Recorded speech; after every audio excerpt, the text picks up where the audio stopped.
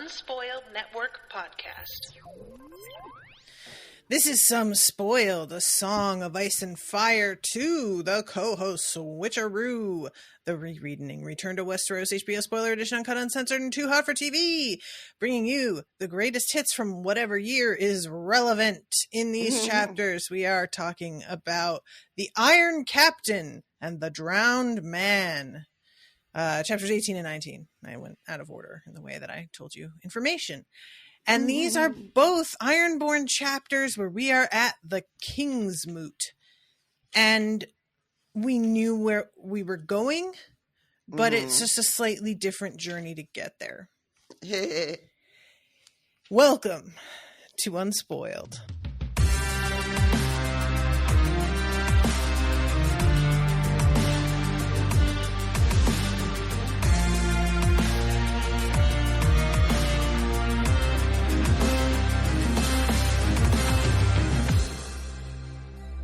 Monsters are dangerous, and just now, kings are dying like flies. I am the king!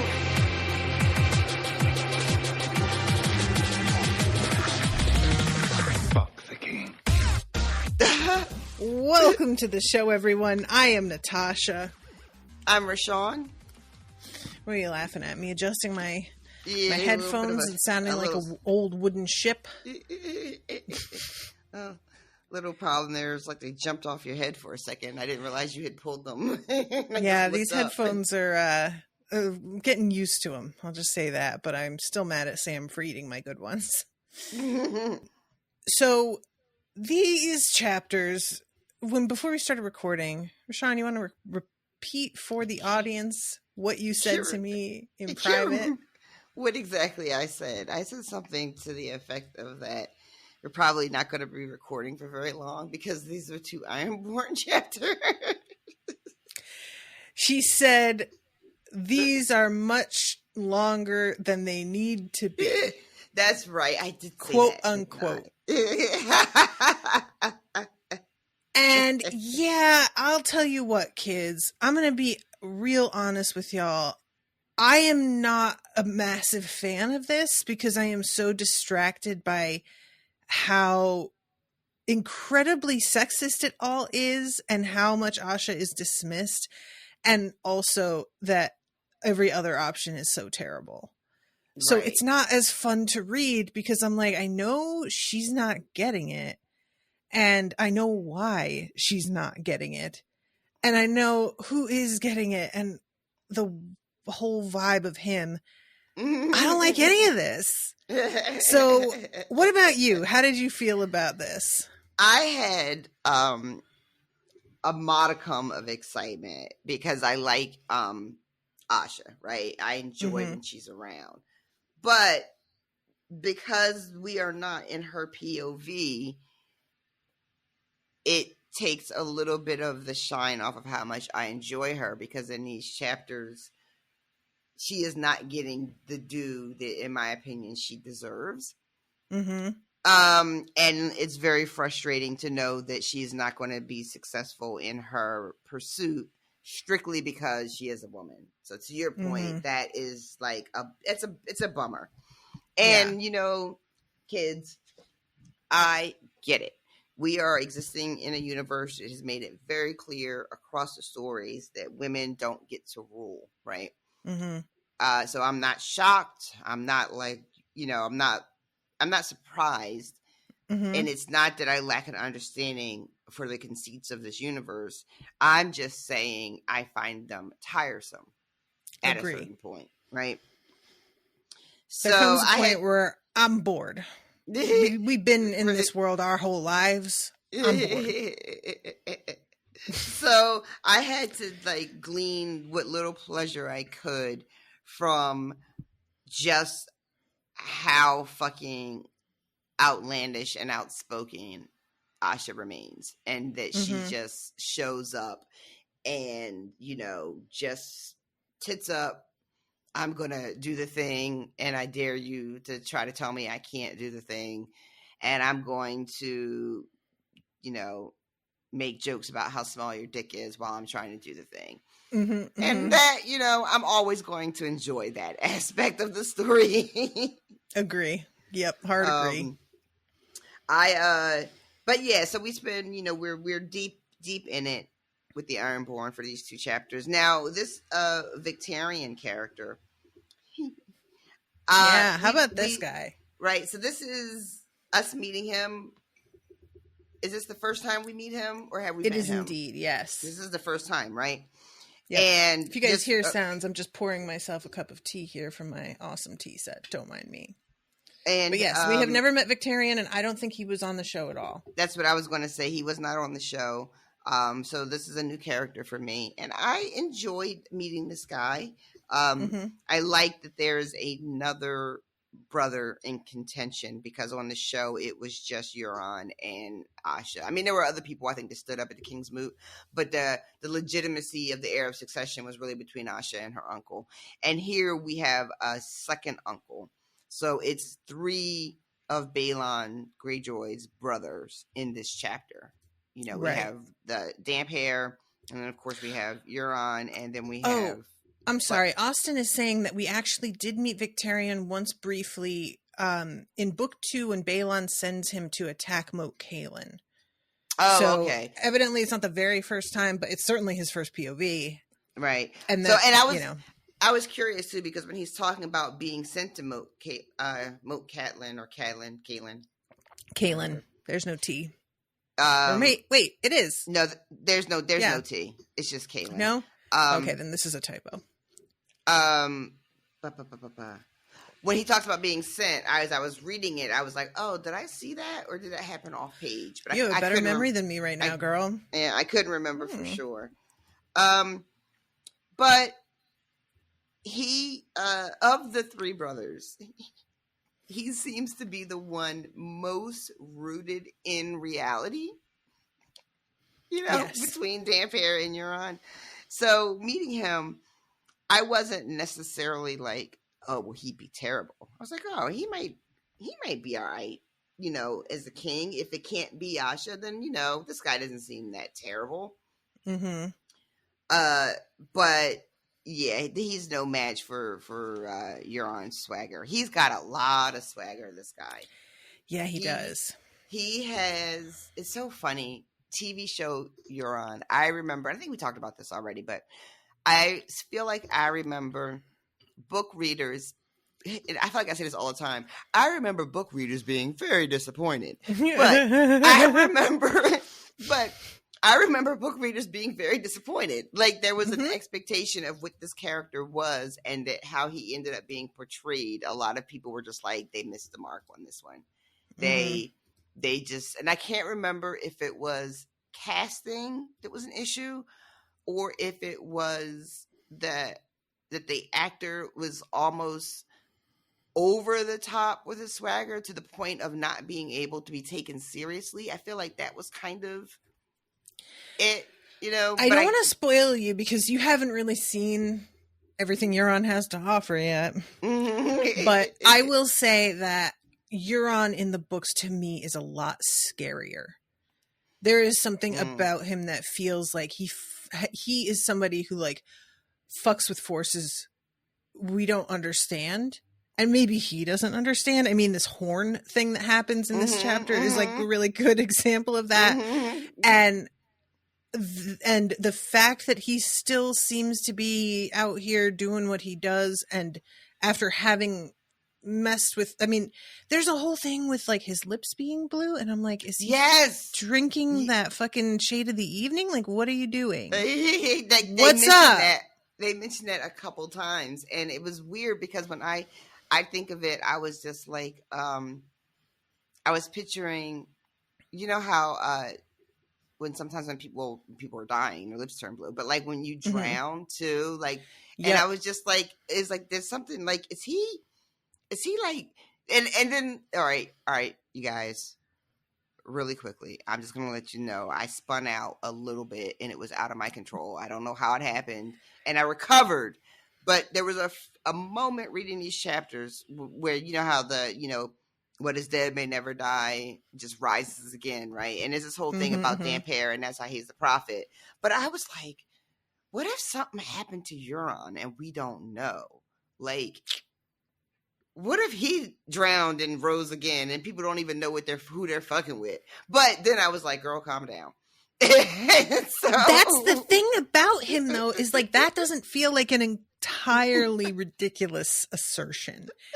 You know, there is just a vibe of like, even if he is just drinking shade of the evening, most people wouldn't be willing to do that. Right. So he's clearly out here being like, yeah, I'll do that weird fucked up thing that might kill me. And like, when you're dealing with a person who's willing to take that risk on their own person and not just like put their people in harm's way, you got somebody who's a little bit fucking unbalanced, and I find that very intimidating. Right. And also, I think it's fair to mention that the crew that he runs with, right, his actual ship crew and his champions, that's funny, whatever. Because it's usually right, crew is just a figure of speech, but this is indeed the crew he runs with. There's mention multiple times about these people that the one person legit calls them monsters. I don't remember if it's Victarion's POV or Aeron's, but one of them is, I think, just they both do. Right? And what, like, there's a whole mention about like one of the guys being like black as night, and I'm just gonna let that fucking fly for now.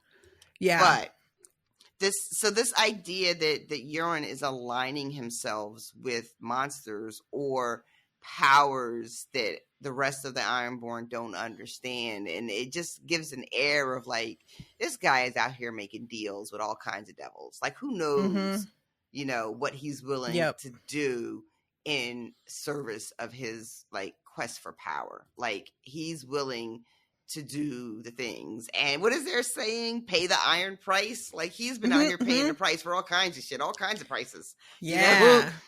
And that ends up being part of his big stumping speech when it's finally his turn at the end of the chapters, where he finally declares himself. One of the things he talks about is he's been all over the world. He's seen things that nobody else has seen, because Ironborn really don't travel like that. Yeah. He's been across the world, comes back with this horn from Valeria, and these men on his ships that people aren't even sure are fully human. And it you know, and then like, I don't like the one eye. I don't know what's going on with that story. If we were told how he lost it, I don't remember. But I don't think also, we've been told. No. I have to mention too, just really as an aside, we have a pirate with a literal eye patch in these books. Like, really? We're just doing that? Yeah, he's got an eye patch, and then his other eye is called his smiling eye, and it's very blue. And then he's got jet black hair and a very well-maintained black beard. He's a Blackbeard pirate. He's a Blackbeard pirate with an eye patch. And yeah, so like, this description of him is like, it's actually fairly low-key, but in comparison to what we got on the show, which was a dude that you could literally have interchanged with any other character on the show and not really been able to quite tell if it had happened because he was so generic looking. That was my biggest disappointment at first, was just like, this is just any guy, which is also sort of what they wound up doing with Dario when they recast him. It was like, yeah, you picked somebody who I think is fine, but he's also not distinctive in the way that was fun. So there's that. And then, like you said about him being so over the top as to barely be able to take him seriously, he's out here like throwing in his lot with Danny in the show. And I don't know about you, but I was never really thinking, oh, he's somebody to worry about. He's a real threat to Westeros. I'm not thinking anything about that guy. No. This dude rolls in with this fucking trumpet and is like, we're taking over all seven kingdoms, bros. Yeah, and I'm like, oh, I see you doing that, actually. I could see that. And we're going to steal some fucking dragons. Which I don't recall ever being an idea anybody had on the show. Except I don't for that remember one that guy. either. You know, the one guy that tried to like buy, I forget which one it was, you know, when she gets the fucking Unsullied. Right, yes. You know, but like, and you know, there were people that wanted to steal her dragons, but on the show, it was like the people in Karth but like nobody wanted to steal her dragons to then take over Westeros and the Iron Throne. Yes. Yep. And Euron is like, yeah, that's part of the plan. Like, we're just gonna steal some dragons and run all this shit. Mm-hmm. So, all right. So let's start. Victarion, he is such an odd character because he is, like, as you say, the one that's the most connected to reality. And there's a temptation for me sometimes to be like, I kind of like this guy. And then he'll just be like, oh, and I beat my wife to death. And I'm like, oh. Right? There's a line that's like, his hands turned into fists, the fist that had beaten 4 men to death and his wife. And you're just like, oh, that took a turn. Mm-hmm. And we don't get, we get a little bit more about the wife at the end. And what may have happened. And this door hinge thing, you guys, my memory is really bad, but that has come up before, right? Yeah. Mm-hmm. And I think it was Aeron like Dampire's POV. Yep. Right.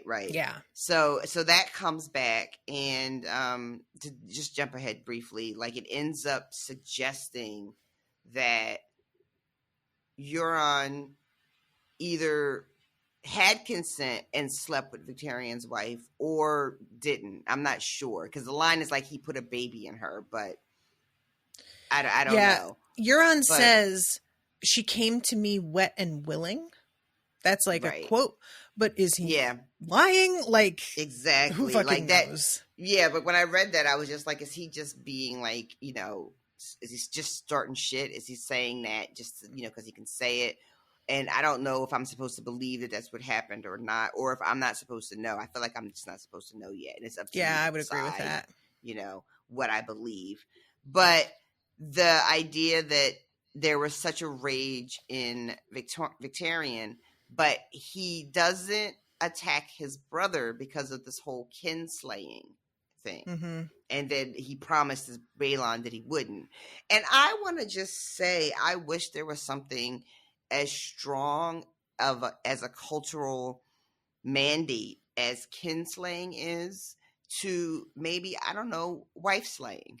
Why is that not more of a... Why would there be, Rashawn? Women are barely even people. Come on. Don't be absurd. That's extremely unreasonable, and I can't believe you even said that out loud. You can't kill your sister, I guess. So it's not just about women. You can't kill your sister, but you can kill your wife. That's fine. She's your property. You can do what you want with her. Apparently. But so I love it. We spent a lot of time rolling into the Iron Islands and getting like a forever, never-ending list of names of people that I just do not care about. But I will say because it goes on forever, because there were a lot of people at the King's Boot, and we're going down these family names, and a lot of these naming conventions are just like really comical to me sometimes when you get this many in a row, and they all have these nicknames. And like, do you remember that scene in Goodfellas where like he's walking through the bar and it's like every gangster's got a nickname? I do not remember that. No. It's like they call him Tommy 2 times because he says everything twice. And hey, how are you? Hey, how are you?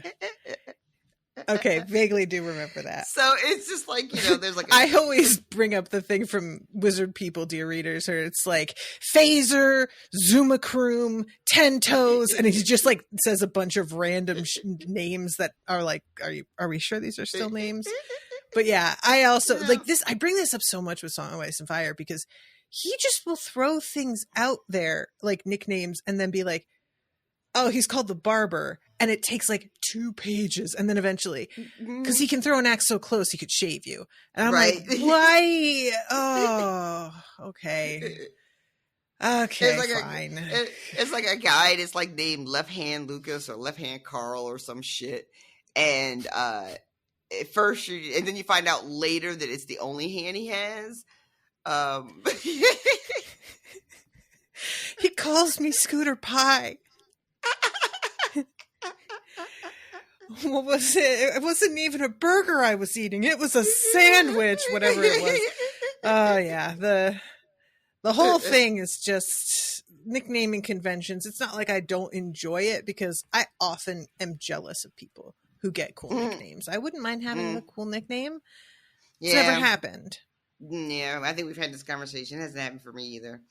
My nicknames are just, they're not really nicknames. They're just parts of my name. So they don't really count. Exactly. Yeah. Know? If it's any derivative of your actual given name, it does not count. Yeah, it doesn't count. I want a name that's like, here comes Cakes. I'm Cakes. Or Miss Cakes, as I have stolen the name from the character in Ted Lasso. You should just start it. You should just start referring to yourself as that and see if it catches on. Hey, I'm Cakes. Everybody calls me Cakes. No, we don't. Yes, you do. Shut up. People who try to start their own nickname is always funny to me. Whenever that it's a gag. It's so sad. Because it's a rule. You cannot give yourself your own nickname. You just can't. But there's always one guy who tries, and that just cracks me up every time. Or he gets given a nickname that he doesn't like, and he's like, all right, I gotta fight this. But the more he fights it, the more it cements the original name he was given. I don't want to derail us for too long, but I saw a very upsetting Instagram reel that a friend shared. I'm going to send it to you privately too. Oh boy. So it is from the streets of Philadelphia, and it is, you can't see the guy with the camera, but he sounds fairly young, like a young man. Okay. And they are interacting with Philadelphia's parking authority, like somebody is getting towed or booted or something, right? Okay. That's already happening when the camera goes on, and it's a kid, and he's talking to one of the ticket guys or the tow guys, and he's just like, yo, man, what's going on with your hairline, though? And he's got the camera, zoomed up on this man's hairline. Oh, my God. And then somebody says it looks like the Batman logo. And then it gets worse and worse, because he is up in that hairline. And then he's and so the guy is you guys can't see me, and Natasha can see me because I'm on camera. The guy puts his hand like this, to cover his head, and that just makes it worse because the camera zooms in. He's like, yo, that's not even your hair. Yo, I see it moving. You trying to be slick. You corny, bro. You corny. And then it's moving? One of the comments says, his crew, his friends are going to call him Batman for the rest of his life. That's how you get a nickname. Oh my God. Yeah, I really want to see. I want to see that hairline. That's all the rage. It's a real uncomfortable moment. I felt so bad for the PPA guy, but then also no, fuck y'all. Y'all be towing people's cars. Right. But he yells it so loud. At one point he's talking to the guy, and then he yells out loud to everybody on the block, yo, come look at this dude hairline. It's so loud. Oh my God. I really enjoy this trend we've got going on where we talk about a video in the show and then we eventually share it in the patrons only group so that everybody, I shared the goose video, and I just like it. It's sort of a little extra bonus bit of content, even though it's not our content. I'll have to keep your eyes peeled, guys. Because it was just a brutal 2 minutes. I was just oh, dude, walk away. You're not going to win. Just walk away. Right. But, all right. So the first chapter opens with Victarion, and he is heading home because he's been called for the King's Moot. And he's got a very reluctant leader vibe, a very sort of, I would normally put myself up for something like this, but maybe I should be the one. Maybe it is me, But he also has some, I don't know if insecurity is the right word. He has some trepidation because by rights, Euron, as the eldest, is the one who should, succeed. And Victarion is feeling a little bit of conflict. Is it really my place? But then counters it with, well, Euron is such a piece of shit, though. He doesn't deserve it. He would be terrible as a leader. So even though I'm uncomfortable, I need to push past that discomfort because it's the right thing to do for our people. That's kind of what he's telling himself. And it's sort of amazing how Euron has alienated the dudes in his family to the degree that they are both 100% like, he cannot be king. Like, there's no way. And eventually, when he does win, it's almost like Aeron disassociates for a minute. Mm-hmm. Mm-hmm. You know, it's like, it's upsetting. Yeah. And I think that, and this is the part that I think that was missing for me from the show, especially because I don't even remember Damphair I remember there was like some like resistance to Euron, but the way it's written, the way both of these brothers are like, it absolutely cannot be him, really lends to how scary Euron is, right? Yeah. Like that both of his brothers are like, it absolutely cannot be this madman. Like anything but him made me as a reader go, what the fuck is this dude into? Like, what is, you know what I mean? When the Ironborn are like, that man is too fucked up to lead, you're like, oh no. They're out here playing games where they're laughing that a man's finger flew across the room and landed in somebody's goblet, and they think this is too extreme. Yep. That feels like a bad news bear. It really does. It really does.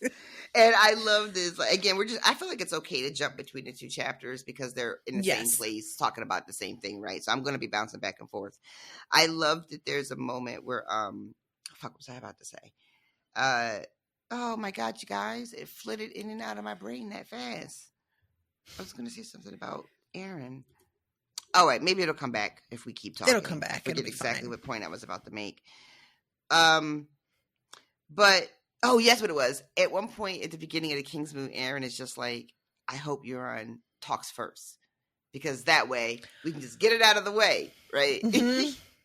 But he doesn't, and Aeron knows that he's smarter than that. He knows that he's not going to say anything first, but he's there. He has a real moment where he's just like, well, maybe he'll talk first, and we can just get this all over with.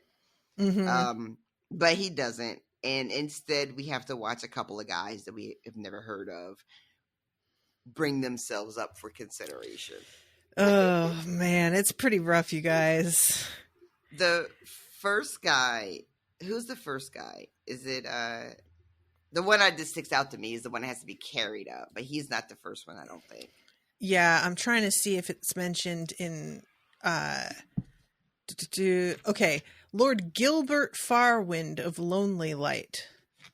The farthest known western inhabited place in the world, according to Austen. And I really liked that he has like eyes that are shifting colors, which Aeron is like, those are the eyes of a madman, but these people are like reputed to maybe be shapeshifters. And I was sort of like, oh, wait, what? Does this mean that that's a real thing? Like, I was, I don't know. I found that kind of compelling. Yeah. Like what came first? Like the fact that their eyes do this lend itself to the rumors, or, you know, also, isn't he the same one that was captured in Old Town for a long time, and when he got released, he doesn't worship the drowned god anymore. He worships the Seven. Is he the same one? Is he? I don't remember. There's a couple of things. So this guy Farwind, they're from like so far away, and they seem almost alien to the rest of the Ironborn. Like their culture is very different, and they're like regarded as being like not just weirdly like possible shapeshifters, but just like, we don't know what those people are into over there. They're like on the other side of the world, might as well be. We don't, but I'm trying to see, because the first chapter is like the feast and everything before the King's Moot, and then the second one is like the actual King's Moot. But let's see, a black longship. Aeron knew some of the Farwinds, a queer folk who held lands on the westernmost shore. Of those, the Lonely Light was the most distant, 8 days' sail to the northwest among the rookeries of seals and lions and boundless gray oceans. It was, some said they were skin changers, unholy creatures who could take on the forms of sea lions, walruses, even spotted whales, the wolves of the wild sea, which, that is a cool idea. Just be like, oh, water wolves, whatever. Yeah. All right. So he's not the one that was captured, but one of the guys that stands up was held at Old Town, and doesn't worship the drowned god anymore. I wish I could remember which one that was. Eric Ironmaker no, that's the old man, right? Yeah, no, that's the old guy, and he's not the one. I'm not seeing who you're talking about, and it's not ringing a bell, which is making me go, did I read that? Like, I believe you, but I just listened to this, and I am not remembering what you're talking about, and I don't know how I missed it. Where is it? All right, you keep going. I'm going to see if I can find it. Well, I don't want to just keep going. The point is to have a conversation, man. That's true. Sorry. I get so distracted when I can't remember exactly a thing that I know I read is but eventually we'll come to it. One of these motherfuckers was spent 7 years in Old Town. I just don't remember which one it was. So then the guy that I thought it was, which is Eric, is the one that gets carried up. And he has a fantastic stump speech as well, which I thought was pretty ballsy for somebody that can't even walk anymore. Showing up and being like, I'm the toughest guy around. You never even seen anybody as tough as me. I used to use this hammer and wield justice and all. This whole thing is so he's out here talking about how his hammer killed so many people, but he has to be like, hey son, lift my hammer up for me, which I feel like that's just not a good look, man. I get that that's supposed to be and it's an impressive thing that you were able to do that at one time, but this is not looking good for you now that you need your young strong grandson to be the one to hold your weapon for you. Come on, man. Dan Paris is watching and he's like, yeah, maybe fucking 60 years ago you would have been a contender, but this is just nonsense now. Yeah.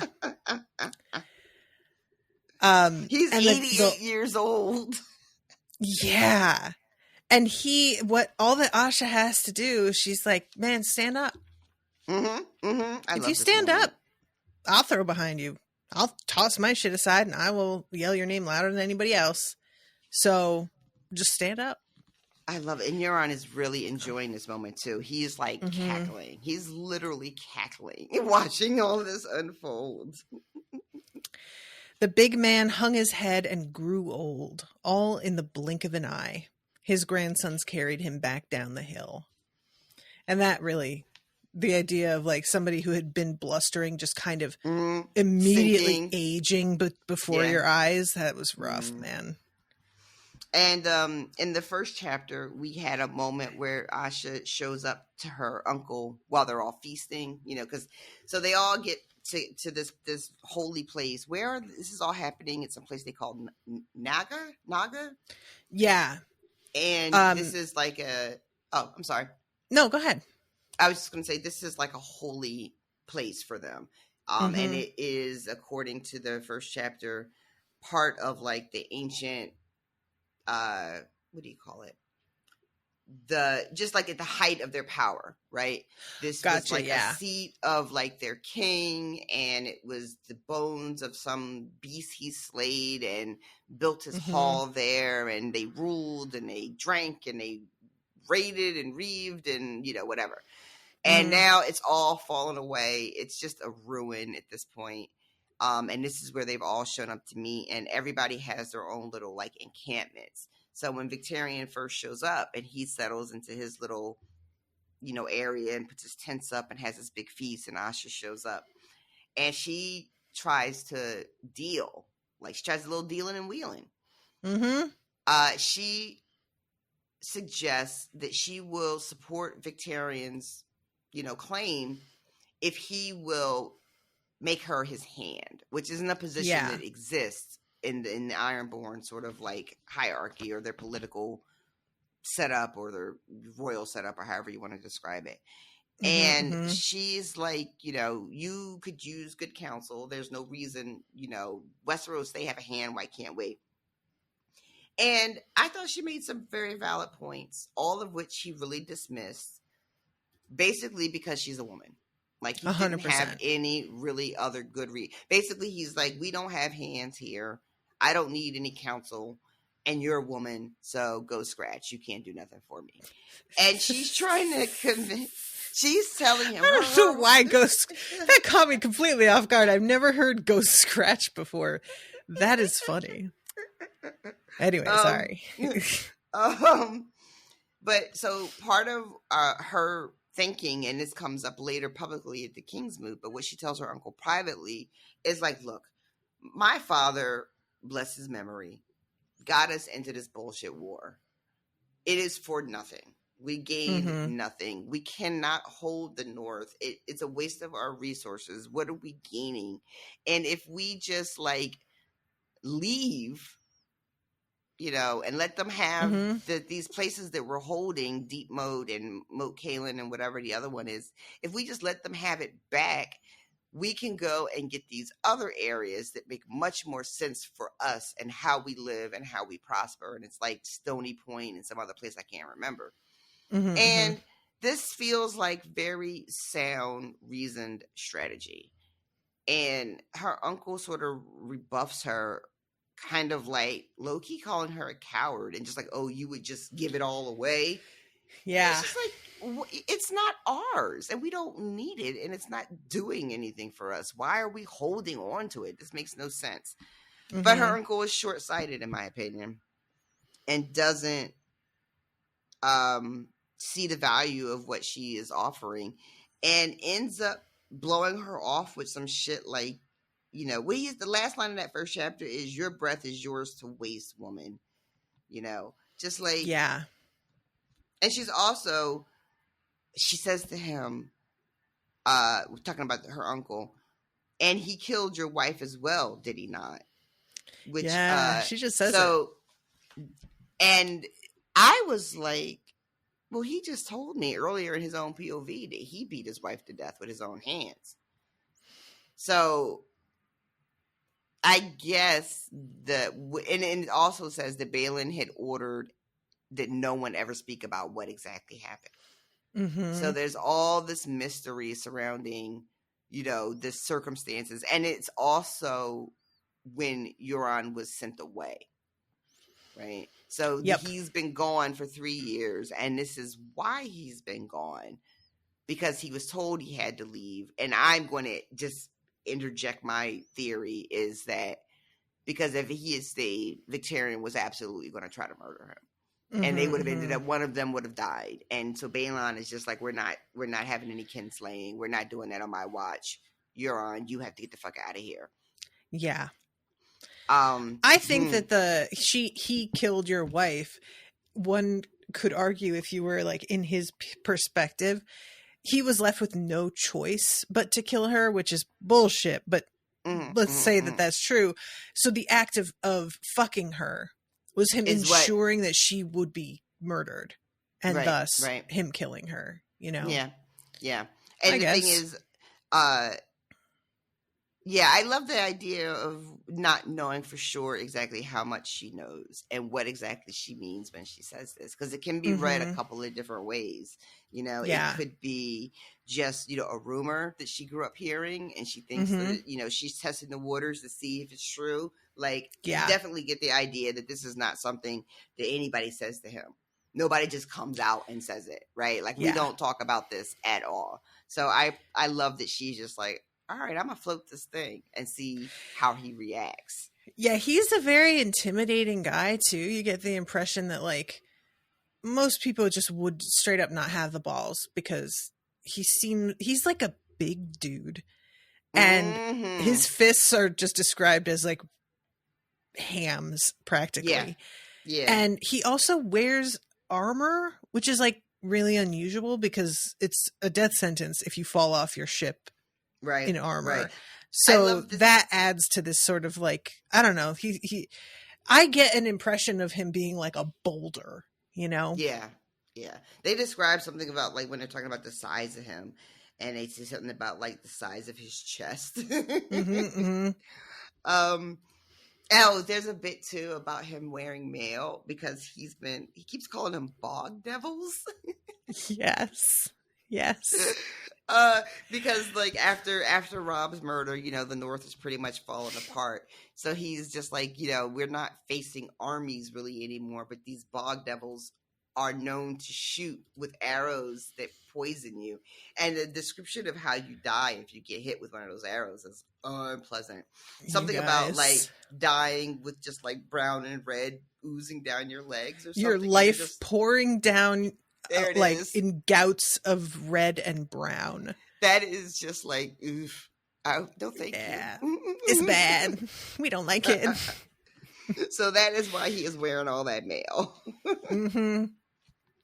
And I mean, the fact that he is so confident that he's never going to get knocked off, that he will wear it, I feel like that speaks of its own kind of like confidence. It's like, some people might be like, oh, you're a coward for wearing that when nobody else is. But I'm like, I don't know. That feels kind of brave in a weird, like, reverse way. Right. Maybe that's just me, but. And I do, one last thing I want to mention about this conversation with her and Victarion is she says, she tells her uncle that, because they're talking about Euron and how successful his bid might be. And one of the things that one of them says is, well, he's been gone too long and he doesn't know us anymore, Right. And she says some men look larger at a distance. But she says, if you fucking go walking around these camps at night and listen to what people are saying, they're talking about him with a lot of admiration. A lot of just there's like, reverence happening.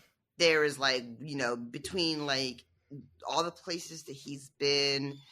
She says the far places he's seen, the women he has raped, which really, this is like making us even more famous. But women he's raped, the men he's killed, the cities he's sacked, the way he burnt Lord Tywin's fleet at Lannisport. And Victarion is like, hey, I did that.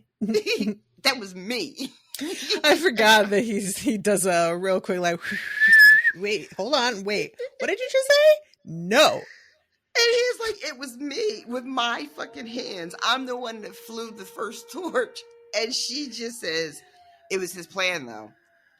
It was his scheme. It was his plan. So that makes it his victory. And that just sucks for Victarion, quite frankly. It to does know suck. that, like, the people, the lower people, the smaller folks of the Ironborn who are out at the fires. I just love that. Like, I'm not calling them small folks, smaller folk. We're trying to be egalitarian around here, okay? I don't know. I like that. Class solidarity, you know. Yeah, I like this.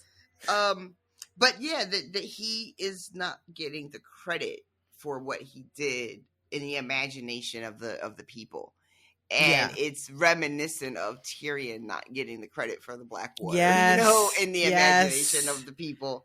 Another brother who, like, is there in the thick of it, doing the things that have to be done, and just not getting, songs are not being sung about them.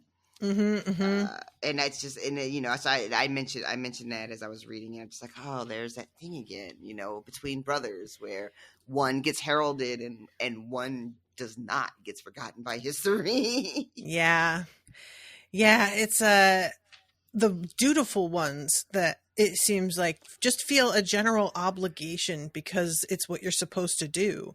And they're just taken for granted a lot of the time, it seems like. Yeah. Of course he showed up and did an amazing job. What the fuck else is he going to do?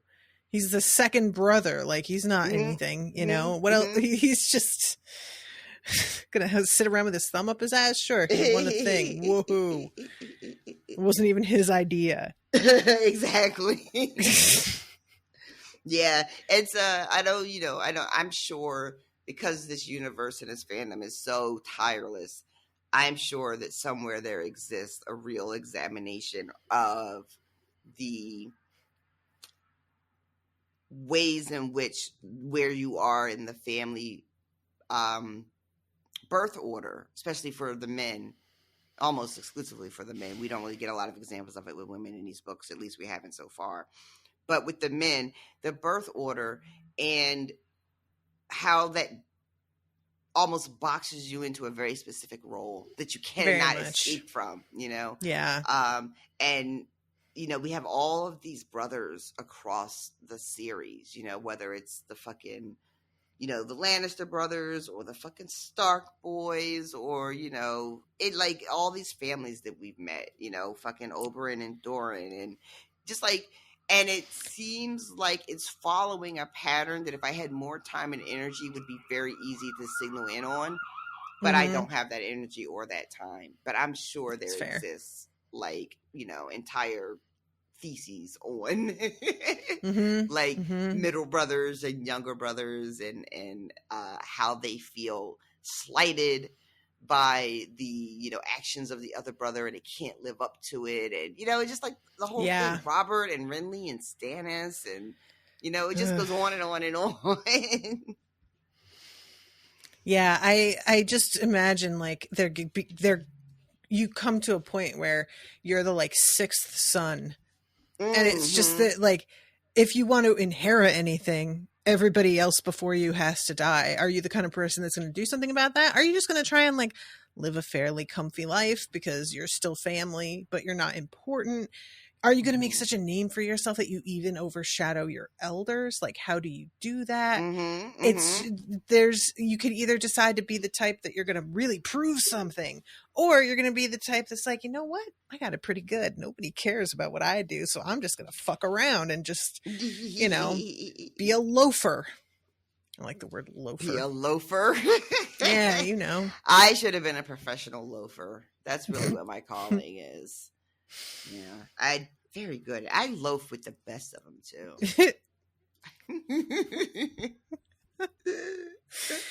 I got to come up with an idea for this month's postcard, and loaf with the best of them. It's not too bad. I kind of like it. I don't know if it's strong enough, but I don't know me if it's strong enough for a postcard. But yeah, I might just do it. Mean, now I'm just who's going to stop me? Who's going to check me, boo? Day, right? I got no loafing in today's schedule, and I'm really bummed out about it. There's no time for loafing today. So let's see, who else stands up and thinks that he should be king?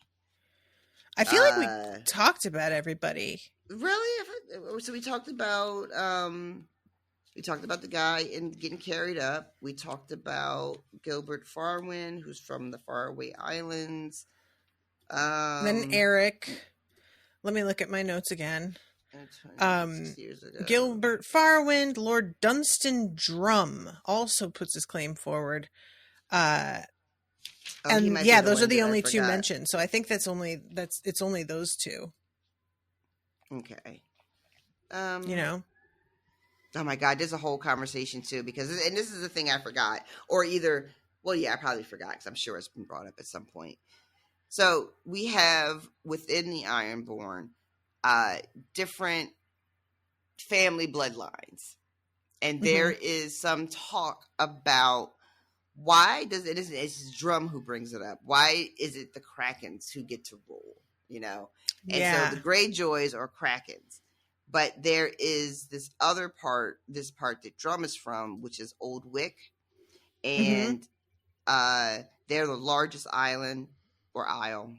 Then they have this Harlow area who has way more money. And yet they're just like, and it says, when the Black Line was consumed by dragons, the Ironborn gave the primacy to Viking Greyjoy, but as lord, not as king. And this idea that implies that at some point the Greyjoys took it upon themselves to install themselves as rulers over the whole land, which I think is really interesting. We didn't get any like history about how exactly that happened, but clearly at some point the Greyjoys was just like, oh, we run shit now. Like, forever. Yeah, exactly. That's what this is. And fucking Damphair is listening to Drum, and he's just like, oh, this might be something. This guy's off to a good start. Maybe this will be the thing. But it doesn't. It, like, you know, each of these guys that comes up and presents themselves, they stake their claim, and then they dump a bunch of treasure on the ground. And it's really like, I guess it's more how impressive your treasure is. So like they dump it and it's okay. And like some people go and grab stuff, but other people are just like, nah, I'm not going tussling for that. Those trinkets, you know, and each person that comes up, their little chest is like a little bit more impressive. Victarion's chest is like very impressive. He's got all kinds of shit. I cannot believe I have not found got gemstones. Right. I'm irritated that I still haven't found who was captured in Old Town. And I know I'm going to find it as soon as we're done recording. So, yeah, I'm so sorry that I don't remember what you're talking about, because that's okay. Maybe it's in Victarion's chapter. Is it because he talks about a lot of people as he's coming in? Do you think that maybe you were? It maybe, it might be at the beginning of his chapter, but somebody will find it, and I just want you to avenge me. That's all I'm saying. But so Victarion, when he dumps his chest, like you said, he's got like actual gems and shit in there, and it's looking very, very good. And everybody like cheers his name. That was also very funny. Each person says their piece. People start cheering, and the cheering kind of peters out. Yeah, it's a like, real like we're doing a karaoke competition, and just whoever cheers louder. Exactly, and it's like each guy has got his hype man there next to him, so they're like hyping him up. Like they're all like little Flavor Flavs. They're all just like yelling the name of their person. Like they should just be saying, "Yeah, boy!" Like they're like 2 spaces away from doing that. But it's a matter of getting like the whole crowd into it, and each one does it like fails to get like everybody joining in the chorus. And Victarion is like the one that feels like, oh, this might be something. Yeah. And then the person who interrupts Victarion, I think, is Asha. She shows up in the middle of like the crowd starting to go a little wild. Yeah. And she cuts him off at the knees a little bit and is like, all right, I got to step in here before this starts to get a little bit too decisive. Yeah. And she makes a joke about how he has to take his boots off if he wants to count past 10. She does. She also picks up a little golden crown and throws it on her head on her way up to talk to everybody. And yeah, she says, she tells him like, it's really nice of you to bring all this nice treasure here. Yeah, this is great. Very generous of you. And then she also says something like, I don't know why you're wearing so much mail and armor, but I promise I won't hurt you. I just really enjoy it. It's like it's immature and a little transparent, but I also like it because everybody is taking themselves so seriously that her just like dancing in and being like, you fucking losers. I don't know. I'm here for it. I gotta say, we need some levity. It's and she so she talks about him wearing his mail. He can't count to 20. And she says he has no sons though, and his wives keep dying. And I was just like, well, damn. Oh man, after having just been like, so I heard some things, then she's just like, I was like, lots of dead wives on this guy. She's just gonna fucking go for it. But then she also chooses in that same moment to say, but he's got an older brother and he has a better claim. And then the crowd is just like, yeah, he does. And then she immediately is like, but my claim is even better than my uncle's. And she calls herself, she says, Balon's brothers cannot come before Balon's son. And I was like, where are you going with this, ma'am? And then she just really goes for it. She basically like puts her hand down her pants and it's just like, oh, what is that I feel down there? Like, you just show it to me. And it's like, girl, what is you doing? She's like, some of you haven't seen one of these in a while, I bet, huh? I was like, God damn. Oh my God. She is up there like Shecky Green. She's giving it a tight 15 minutes. Yep. I just want her to pull on her collar and just be like, ugh, tough crowd out here. Tough room.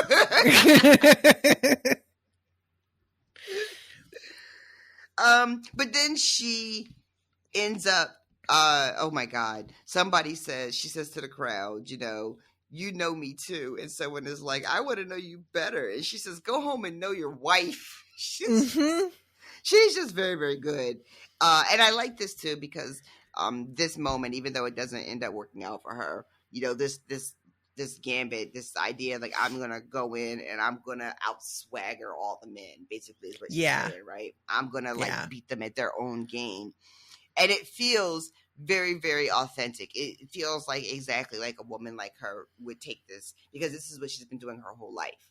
She has been having to convince the men around her and the men that report to her that she is worthy of the position that she's in, that she is not, to be fucked with. She's to constantly prove, probably with violence, to not only protect herself from all kinds and manner of assault, but then to just command men. It takes a certain sort of attitude to be able to exist in that world. So even though it's very, very funny and a little over the top with her performance, it tracks, right? Yeah. So you're just like, yeah, this is exactly how she would approach this.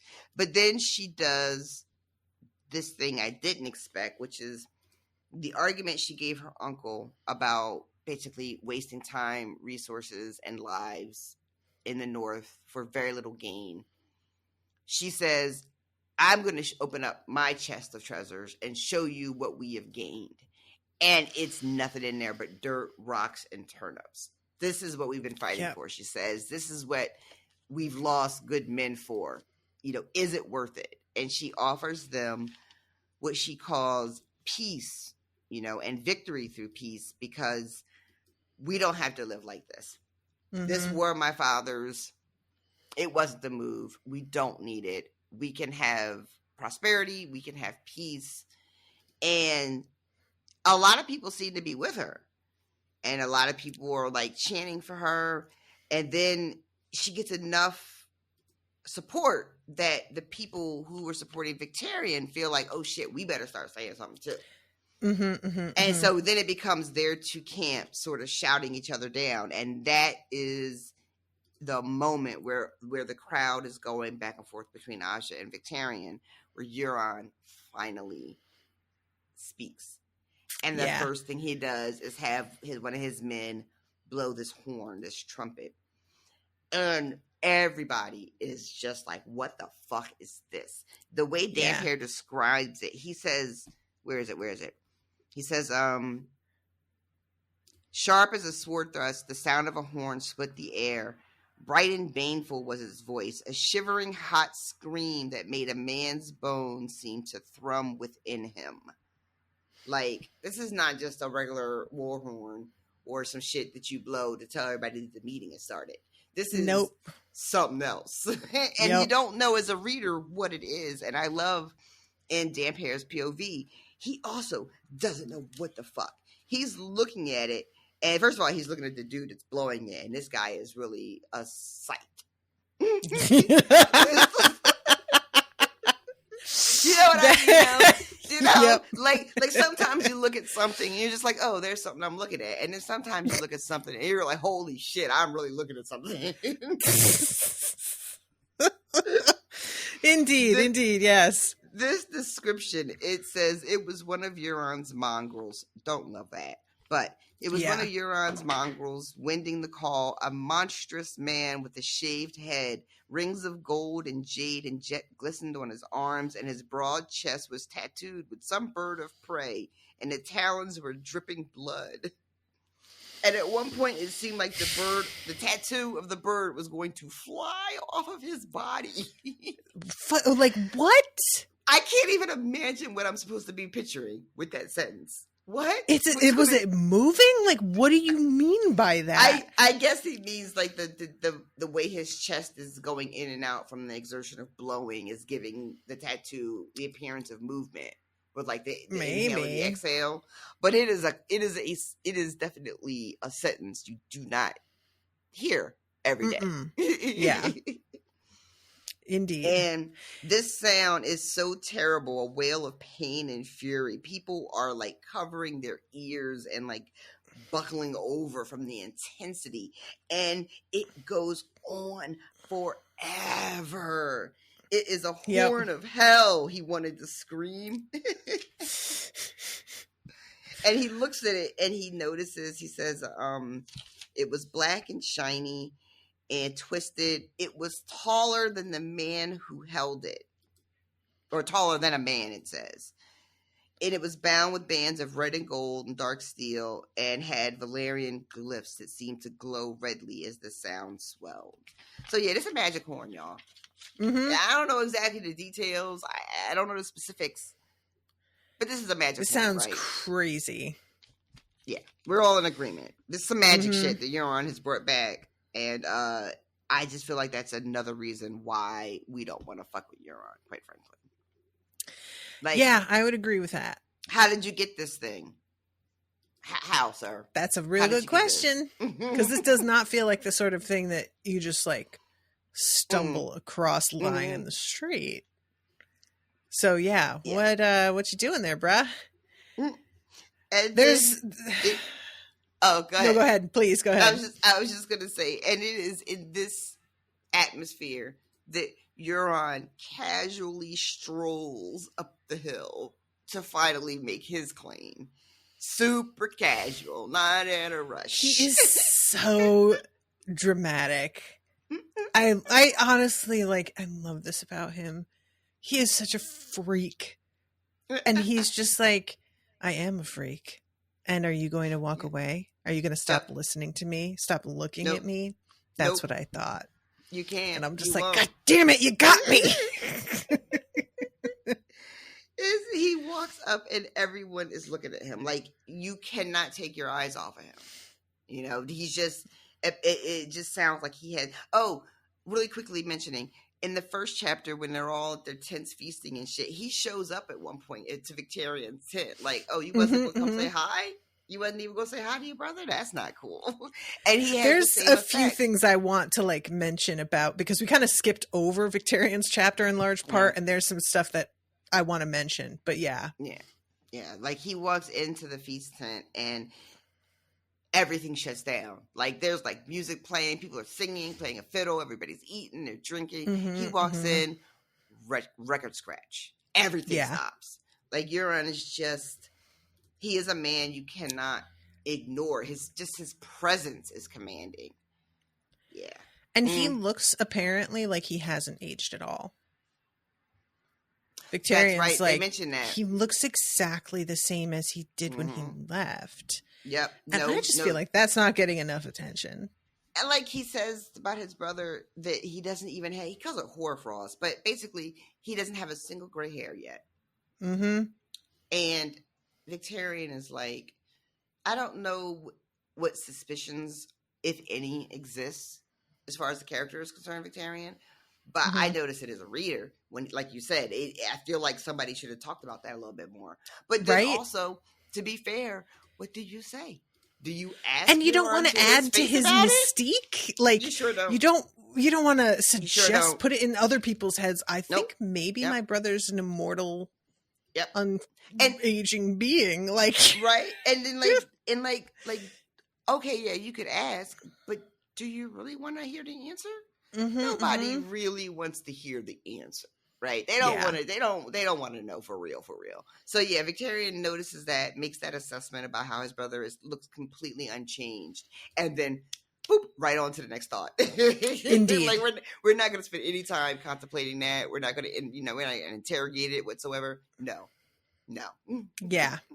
And I'm not I can't blame him for it, but I was personally just like, wow, we just straight slid right past that, and I have a lot more questions. Does anybody else seem to notice that he hasn't aged? Because I don't remember if it's mentioned when we are in Aeron's POV. I don't think he says anything about it.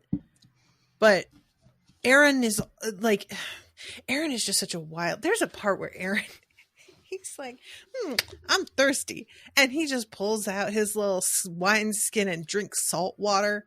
I'm so glad you remembered that. We don't do that. We don't drink salt water, right? It's bad for you, man. It's straight up will kill you if you do it too much. Will kill you. But I he read is that. just. I thought, I was like, oh, that's got to be a mistake. That's got to be a mistake. I just, like, I can't explain to you what I meant by that.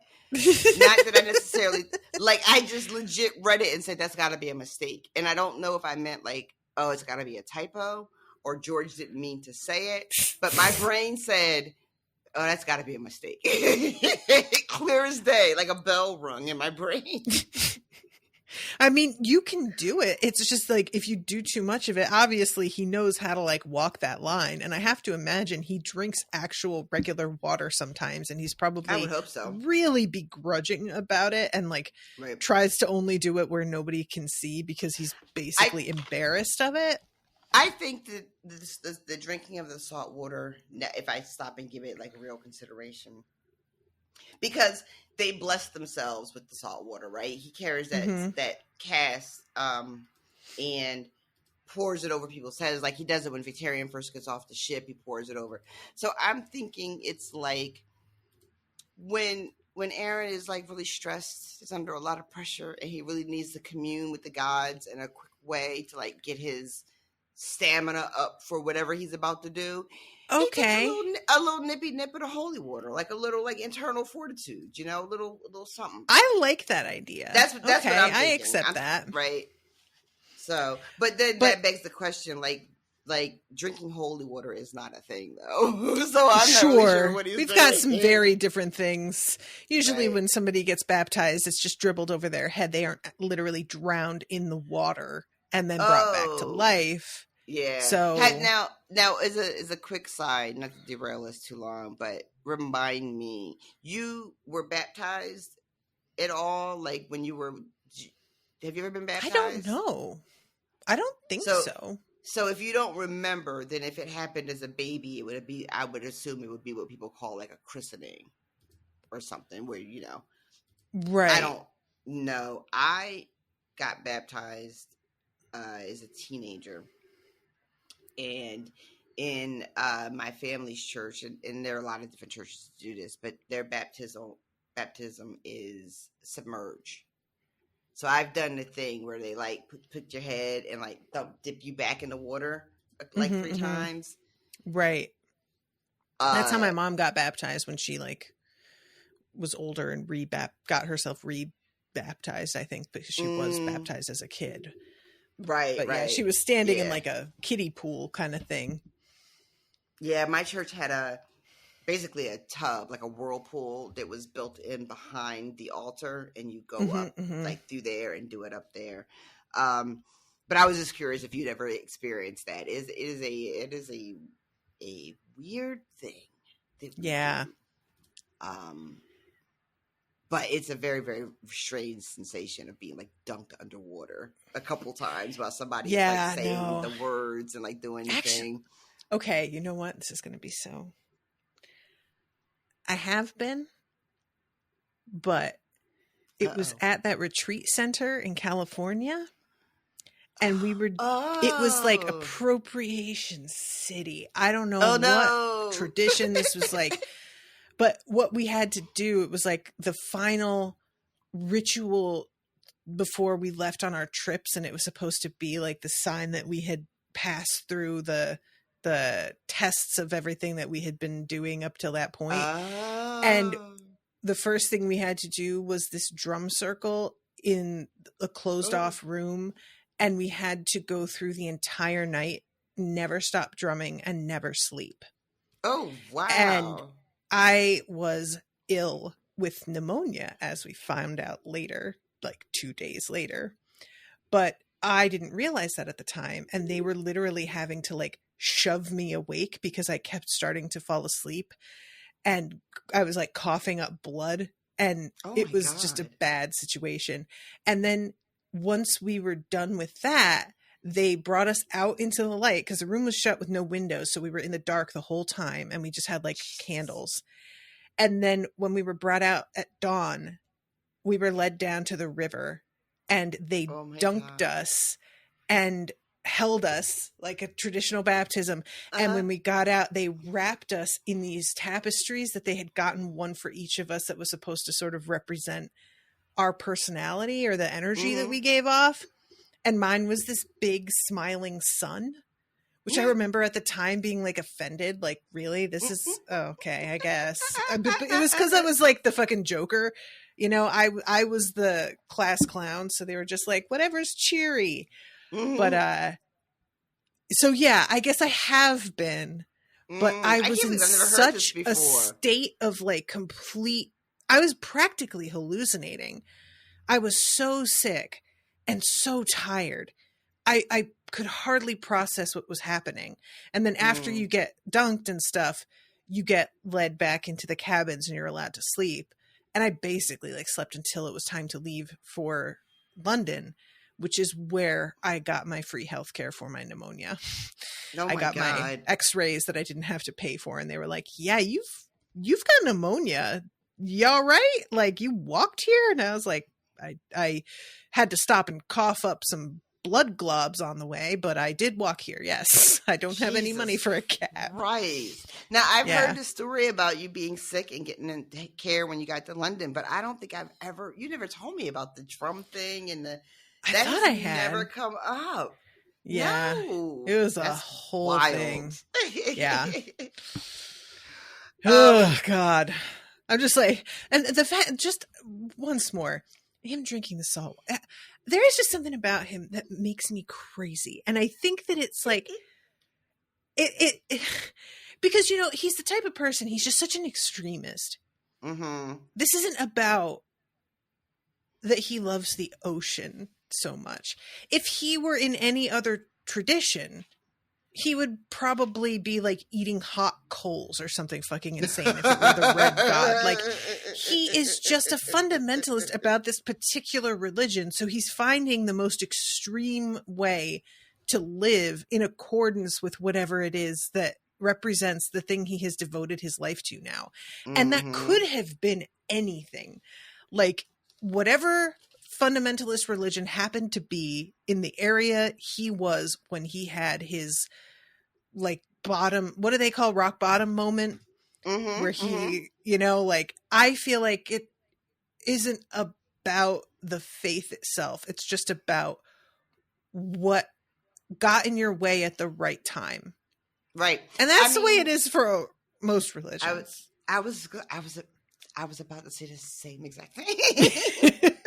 You know, it's just like, whoever raised you, if they happen to think the thing, maybe you'll think the thing. Or if you're in, you know, a neighborhood where this church has a huge community and you just get sucked into it. Or for my dad, he became a born again Christian because he was going to AA meetings and they have a really Christian like foundation to them. And it was, the meetings he went to were held at a church. And so that was what got him drawn in. Yep. And there is just something about how convinced he seems that it's like about the drowned god. And I just feel like, dude, you're just clinging to whatever life raft showed up. It's it's just another fundamentalism, you know, it's that's really all it really is. Yeah. You're so right about too, the way it's a very human thing to do. Like, needing to grasp on something that makes shit that doesn't make sense. You know, to like bring a sense of order to what is really nothing but the chaos that surrounds us at all times. Yeah. You know? I love this thing too that Dan Paris says over and over in his POV, especially when he's thinking about his brother. What is it? No godless man will sit on the sea stone chair. Will sit the sea stone chair. There's no on. And I know this because this is the most quoted line of his. He also said, one of his lines says my. Like, one says, no godless man will sit my sea stone chair. I think he's thinking that's what the drowned god is telling him. Like, it's the drowned god's chair, really. You know what I'm saying? Gotcha. Okay. So, yeah. And he thinks that, I feel like he's thinking that specifically about Euron, right? That is what he thinks about his brother, that his brother is a godless man. 100%. Okay, because I wasn't sure if he meant like because it would be fair if he was thinking that the drowned god means that for anybody, you know, and he probably does. The drowned god probably does mean no godless man can sit on my chair, but it feels like Dan Parrott is specifically thinking about his brother Euron when this is going through his head. I mean, they have like that back and forth later where Euron is like, there is no godlier man than me. Let me tell you about all of the gods that I have encountered. That was really good. Yeah, that was really, really good. I just like see the show. Mm-hmm. There's also Euron is very convincing in the books. He is very convincing. He is not somebody I would necessarily want to follow, but he's somebody I would be afraid to be like, yeah, I don't want to follow you. Like I wouldn't say that shit out loud. Very much. Yeah, we're in a climate here where it's like just keep your shit to yourself then. And yeah, you said something about thralls? Yeah, because that's a phrase that keeps coming up over and over, and I feel like that is something that is almost like a jargon. Jargon is not the right word, but a word that the Ironborn seem to use more than I don't feel like I come across it in other POVs often. I don't think that anybody else does slavery quite the way that they do slavery. Yeah, this is a weird like that. They mean like these are people that are in servitude to them, but I'm assuming these are people that they have kidnapped when they go pillaging and they bring people back, right? That's what this is. But yeah, but it was weird because my experience with that word is almost exclusively vampire related. It's just not a word that comes up. Oh, right. That's kind of fun. Okay. So every time I just got like a little like, oh, I got a True Blood flashback. Wait, hang on, get out of here. That's funny. But yeah, I mean, like they are they're not the slaves the way that like Astapor does slaves because they aren't gathered and then sold, and they're not servants because they're not being paid and they can't leave. They are the property of whomever captured them. Yeah, it is actually, and guys, forgive me, I'm not versed in this shit, but it feels like when you have a conversation with people, again, really quick, don't want to derail us too much. When you have a conversation about slavery and how slavery works, right? People don't often, and I wasn't myself, aware that there are different types of slavery, which is why when we're talking about the slavery that existed in recent history here in the West, and we talk about chattel slavery, it's important to make that distinction because that's a different type of slavery. So there was like this type that the Ironborn seemed to engage in was common across the world, across cultures, where you go, you fight, the people you beat, they become your captives. They become your slaves. You take them back and make them work. But that slavery, that position of slavery that they find themselves in, they become enslaved not because of who they are, but because of they lost a war of some kind. They were, you know what I mean? They weren't. It's like you could have not been a slave if you had just not been so easy to beat. You know, it's like, and then you can also escape this type of slavery because you're not a slave based on your identity. You're a slave based on circumstance. So if you can get away from your captors, you can go exist in the world and have a life, right? Which is not how chattel slavery works, right? Like you're a slave and then every child that you have is also born. You know what I mean? And it goes on and on and on. So that's in the kind of slavery we see in the East where Dany is a whole different system of slavery with the trafficking of it, the economic system it's built on, and that these are people who are enslaved in perpetuity, over in those cities. Unless somebody decides to free them, but right, And if they have children... Did I lose you? No, you said if they have children, and then I didn't hear the rest of the sentence. Oh, I didn't say anything else. I was just like, Oh. these, if you are in that situation and you have kids, that's their property too. In the case of like the Astaport slaves. Right. And this is not necessarily, well, maybe it could be. I don't know if we need to have a conversation of the morality of it or anything. We probably don't really need to. But I think it's interesting that the Ironborn, who, quite frankly, the only thing they have, everything that they have actually, is because they take it from other people who had it. They don't. What is it? We do not sow, or whatever their words are. Yeah. Like they don't produce anything. They don't manufacture anything. They build ships so they can go steal shit and people. But that's like it. So the fact, which is what somebody had asked us when we were first recording. What do you think about their philosophy on having to work for everything you get? And I was like, they don't work for anything they get. They just take things from other people who worked for what they got. Like, if you want to consider fighting and killing work, but most of us would just call that being a thief. And they're like super criminal. Proud of it too. Like, yeah. They've twisted it. They've twisted the fact that they steal everything that they need to live and turned it into an ideal, turned it into a higher morality. Like we're willing to pay the iron price. We take what we need and we're willing to pay for it with blood, and that makes us morally superior to the people who don't steal everything that they have. Yeah. They pay with money like losers. Oh my God, these squares. Okay, nerd, get your wallet out. I have a knife.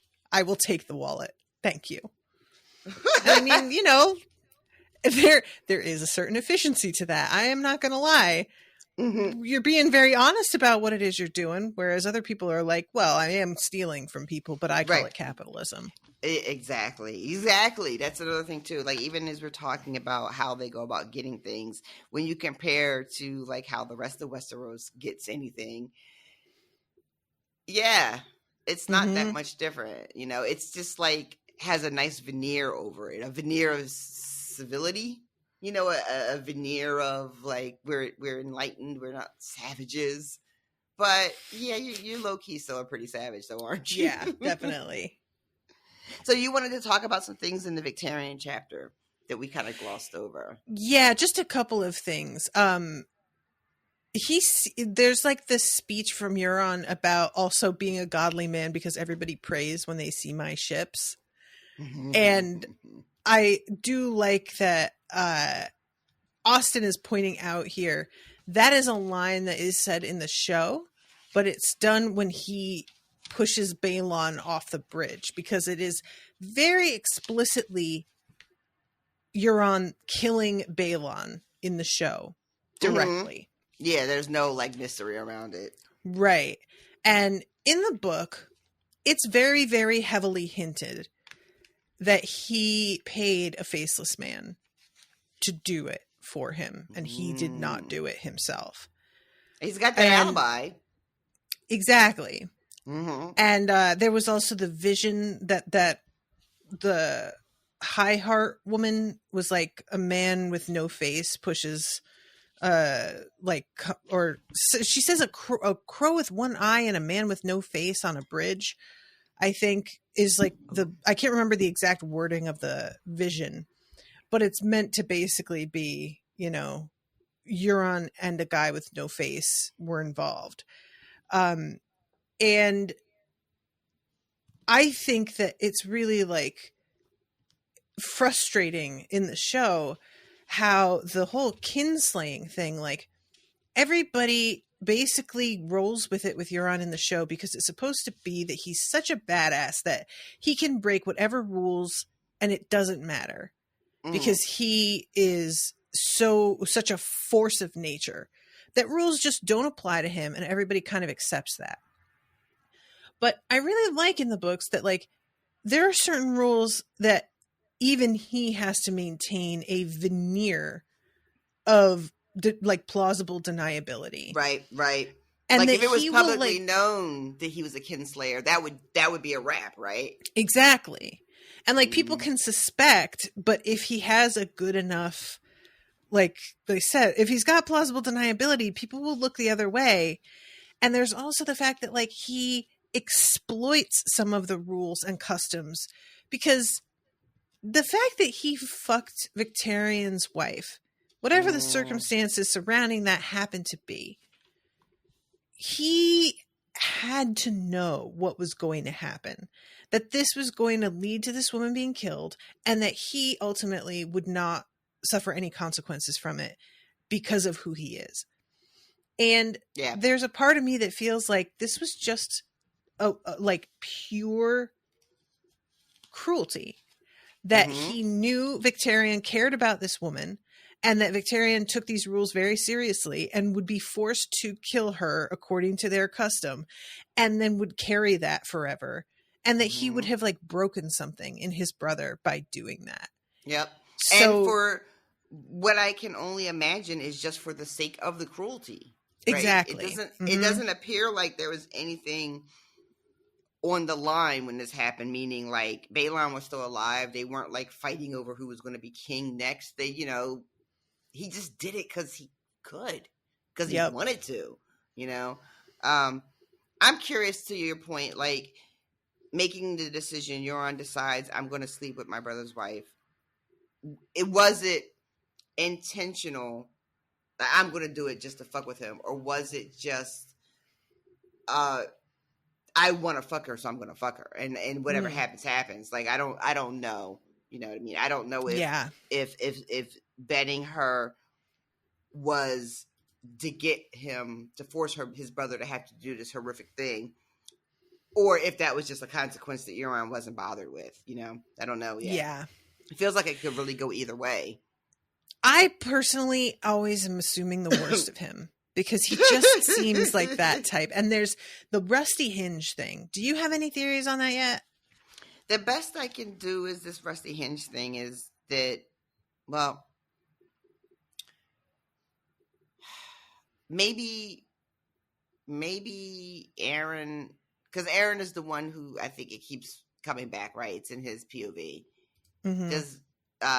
So did he see his brother killing his wife and walks and closes the door and walks away and lets him do it and doesn't intervene? Or I don't. Why would he think of the rusty hinge regarding Euron if he was walking in on Victarion?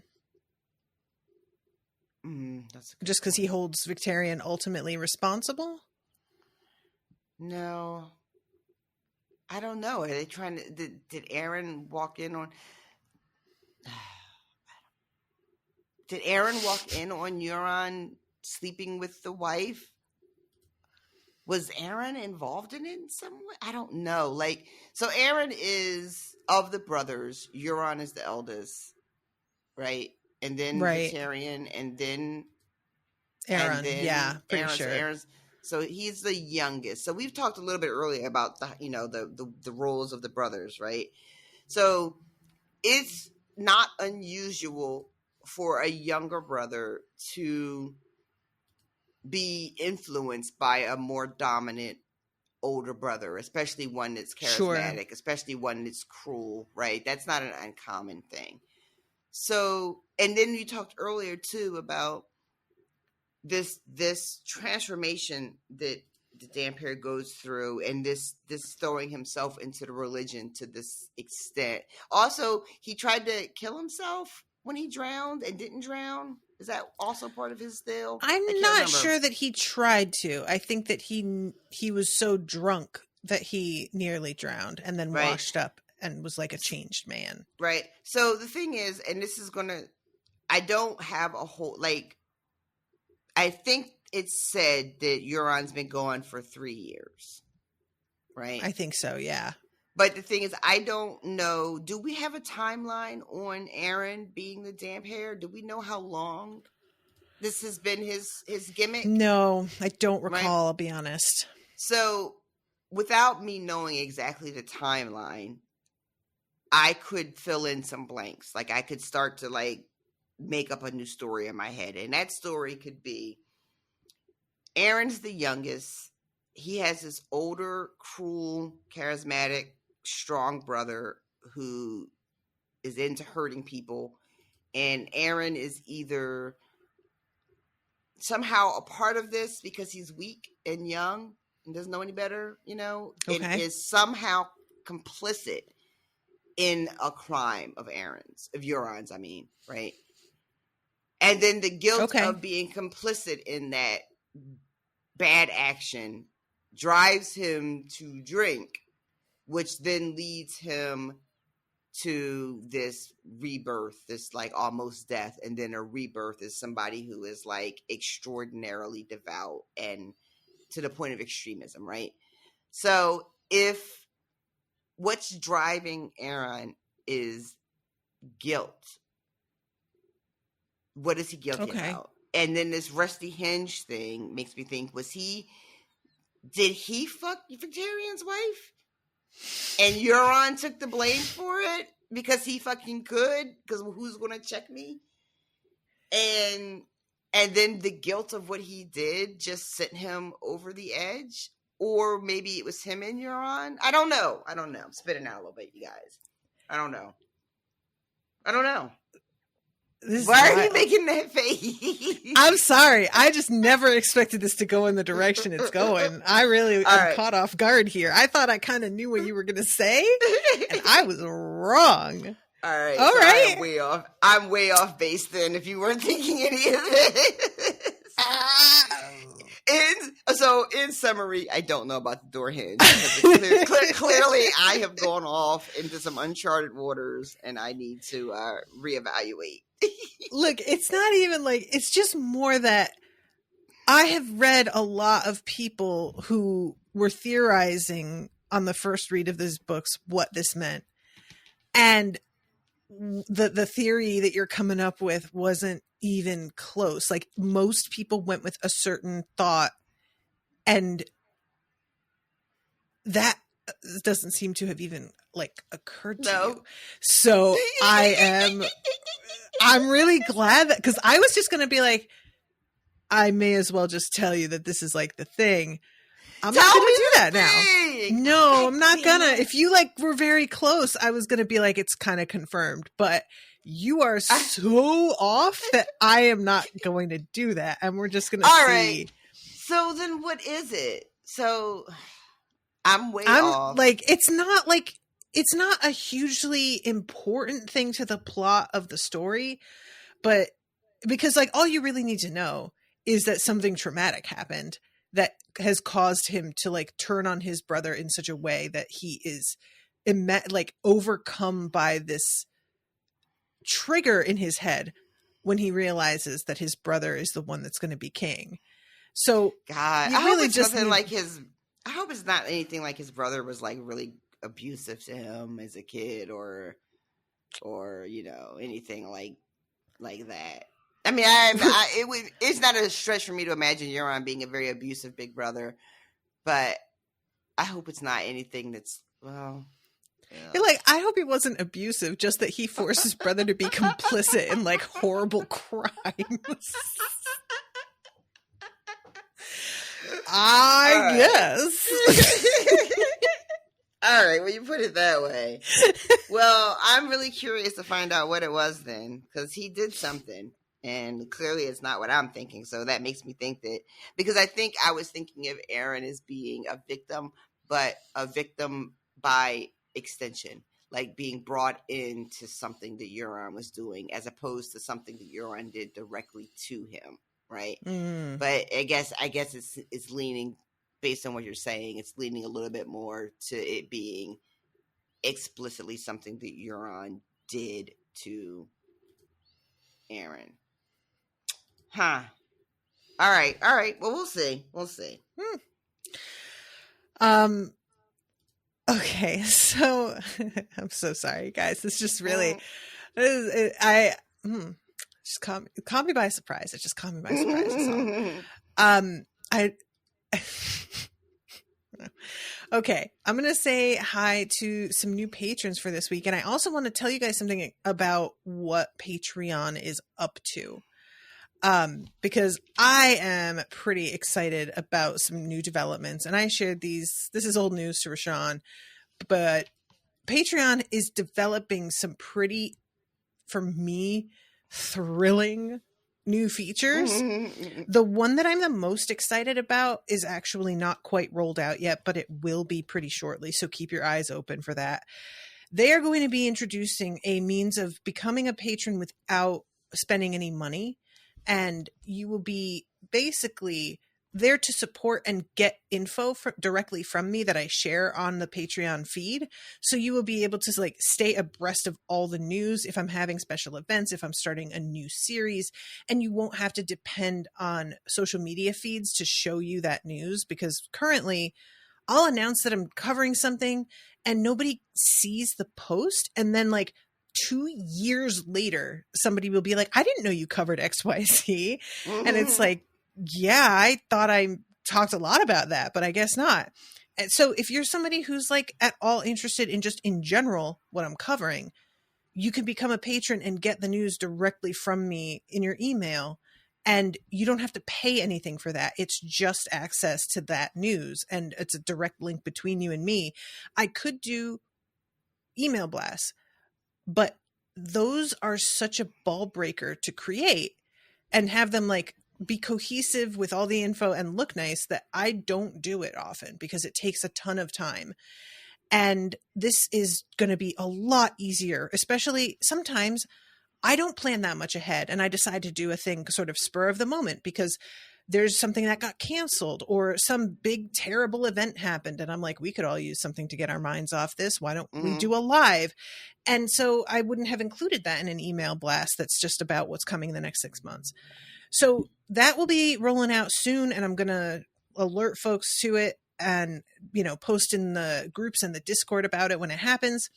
Also, they have started collections, which are basically playlists where I can put all of the episodes of a particular show in one spot and you can access them all in that one place. And those are, I have checked, enabled on mobile. So, you know, there is like a method where if you subscribe on Patreon, you get an RSS feed link, you put that into your podcatcher, and then you can type the title of whatever it is and it will just show you those posts. So there was already a workaround for this and a lot of people were not aware of it or didn't know how to like make that work. This is just a simplified version of that same thing where I will be making the collections for you and keeping them updated. And if it's an old show, I don't have to even update them. And you will be able to find everything in one spot and play through. I'm assuming you can just let it roll and it'll just keep playing to the next episode because a lot of folks were just like, every time I'm done with one, I have to go search and find the next one. It's just a pain in the ass. So that is a thing. And also, they are soon going to make it that I am able to sell content, like actual sound files from my Patreon, which will be so much easier. Up to now, I've been doing all of the selling of extra content on my website, and I have to pay for a plugin for that. And then I have to pay Stripe fees and I have to pay PayPal fees. And it just takes a bunch off the top. And it's also really unreliable. I have like fixed a messed up file at least 6 times. And for whatever reason, it's not updating. So people, when they download Avatar: The Last Airbender playlist, there's one episode that's the wrong file. And I have fixed it so many times and it never sticks. And it's a bug. I don't know why it's doing it because I've fixed files and other stuff and it's gone fine. I know what I'm doing. But it's just a headache for me to have to like manage so much from my website in addition to Patreon and send people over there. And sometimes the plugin for Patreon sign in on my website doesn't work and people are locked out of stuff. It looks like Patreon is going to be like filling in some gaps that I have had to use my website for. And I am so excited to be able to kind of use them for everything. And a part of me feels resistant to it because it's like putting all of my eggs in the Patreon basket. I was just thinking that. But to be honest, I've been with Patreon for over 10 years at this point, and if I have to move somewhere, it's going to be a catastrophic thing anyway. So I'll just go whole hog in. I'll still have my website to fall back on. And I would much rather, they have proven so reliable and so conscious of what creators need and want. And they are always trying to implement things according to the many surveys that they do with us. They have tons of lives that we go to and talk about what we're looking for. And that's where all these features are kind of coming from, is the direct feedback that they've been getting from creators. So they have fostered a lot of trust with me. You know, there was a period there where I was getting all my paychecks late and I was really like, Patreon, what are you doing? But it's been like 8 years since that happened. And since then, they have just really been on it. And I've grown to be like, no, you know what? I think that I can rely on you more than my fucking WordPress anyway, because there's no human being behind that gives a shit. So anyway, I just wanted to let all you guys know that that's going to be stuff that's coming up, and the category or the collections thing, which is a playlist that's already enabled. The free tier is not yet, and the selling files is not yet, but they are coming very soon. It's like the next week or two, I think. So yeah, anyway, I am now going to say hi to our new patrons. Are you ready? Before you say hi to patrons, I want to say it was Baylor Blacktide who approaches Victarion in his POV chapter. He is the one that was held hostage in Old Town and no longer serves the drowned god. And he's the one that tells Victarion that Balon was mad, Aeron was madder, and Euron is the maddest of them all. That's it. So you don't have to avenge me. I found him. What is his name again? Say one more time. Baylor Blacktide. And Baylor Blacktide. He comes to Victarion after the other guy leaves, the guy who shows up and is like, you should totally marry my 12-year-old daughter. After that guy leaves, this guy comes up to him and is just like, you want me to vote for you? Tell me why. This is the trying to be like, oh, my daughter's 12 and newly flowered. She doesn't have boobs yet, but they're coming, I promise. And I was just like, oh my God. He also says she's shaped more like her mother than me, which apparently means because this guy has a hunchback and it's his way of saying she doesn't have one. Yeah. He's trying to be subtle about it. I'm like, man, you just talked about how your daughter doesn't have tits. So I think you could just say she doesn't have a hunchback and that's fine. That would have been okay. But oh, right. But all right. Yeah. Welcome. I'm glad that you found that. And I would like to take account of how many people have contacted me with this information before getting to the end of the episode. I'm going to put a bet down on 4 people. How many people are you going to guess? People that hear me struggling and stop listening to the episode to provide the answer. I'm going to say 5. Okay. So I'm doing the Price is Right rules. Yeah. I'm right below you. Okay. All right. We'll see who wins. Bidding $1. I'm gonna bet a tangent.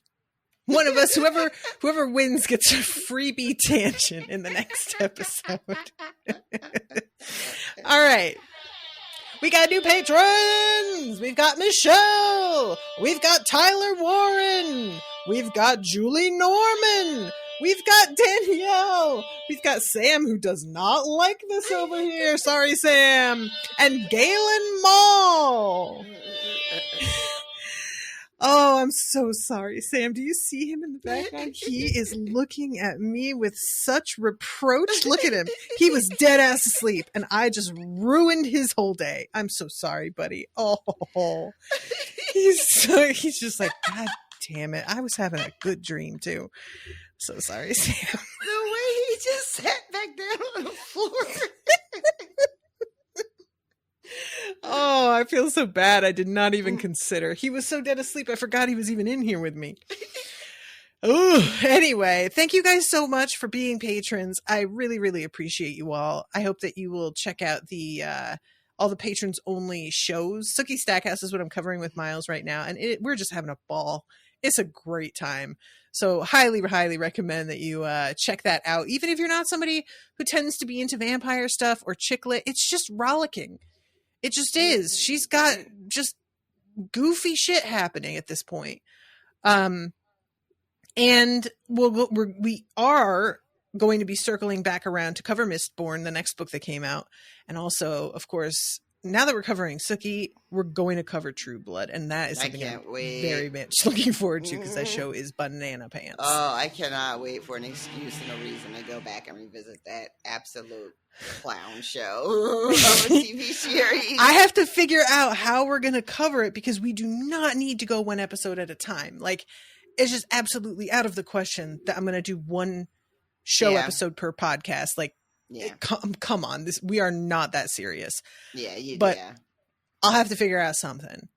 We're probably going to cover all of season 1 in one episode because it's basically beat for beat the exact same as the first book mostly. So there's some interesting changes with Tara on this show that I think would be worth digging into. But otherwise, beat for beat, I feel like if we do one episode on the whole first season, the only thing we're talking about is Tara and Lafayette. Because otherwise, it's all shit we've been through and seen already. So they would be like the main conversation happening. Yeah. Oh, God, it makes me so angry. But I'm not going to talk about it here because spoilers. Okay. So everybody, thank you again. We love you very much. Hope you're enjoying the show. And until next time, toodaloo, motherfuckers. Bye, guys. Joffrey, Cersei, Walder Frey, Meryn Trant, Tywin Lannister.